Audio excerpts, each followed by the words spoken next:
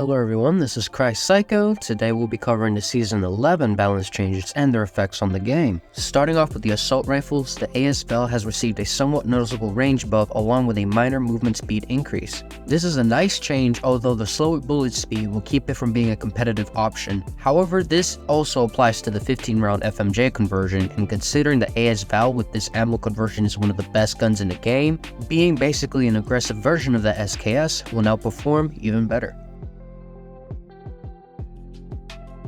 The M13's flinch and reload time has been reduced. This paired with the fact of the 50-60 round mags no longer penalize reload time means that it can reload extremely fast relative to its mag size. The double stack mag also reduces reload time even further, although the 60 round mag is still better due to how quickly it burns through ammo. This is a nice quality of life buff, although it will still be outperformed by guns like the Grau and the FFAR.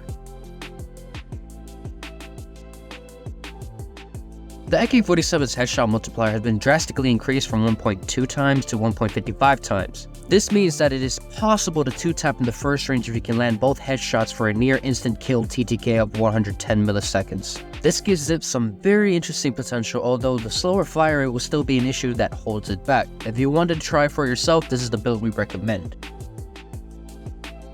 The Grau 5.56 first two ranges has received minor nerfs, with the initial range reduced by 1 meter and the second range reduced by 2 meters. This change isn't very impactful since its range is still very good relative to its TTK, so the Grau will likely remain as a top tier AR and the build for it remains pretty much unchanged. Now moving on to the SMGs. The AGR 5.56 with the 5.56 ammo conversion now has a 1.1 upper arm multiplier. This change basically does not matter, since the only range where this will be useful, being the third damage phase, requires you to land all 4 shots to either the chest and or upper arms. And given that the lower arms will block you, good luck with that. Because of this, the 40 round mag is still the way to go when building the AGR. The LAPA's 4-shot range has been increased to 20 meters. This is a welcome change since it now has a 4-shot range similar to some flex ARs, however this change doesn't address the main problem of the LAPA being the slower bullet speed, which prevents it from being a meta option, although it is still a good off-meta pick. So here's a build for you if you're interested in using it.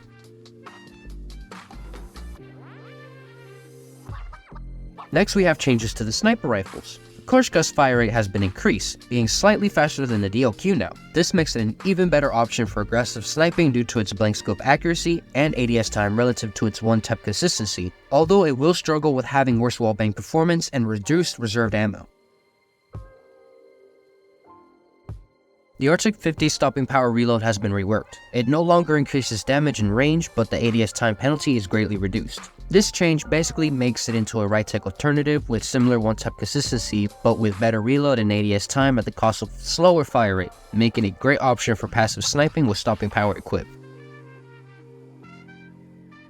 The ZRG 20mm mobility has been slightly increased, making it no longer the slowest sniper rifle in terms of movement speed, being identical to the base movement speed of the Koshka, but its slower fire rate still holds it back from being worth using over the other options, having not much of a reason to use over the DLQ, Locust, or even the buffed Arctic 50.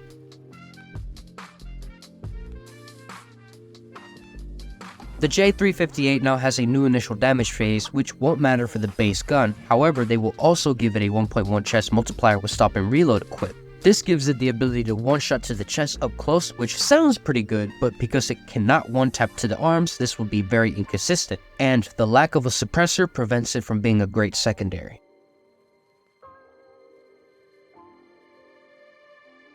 The Renetti's burst delay has been reduced by 20 milliseconds, which will give it slightly more forgiving on 2 bursts, although the burst delay is still very punishing, so it won't be a commonly used secondary.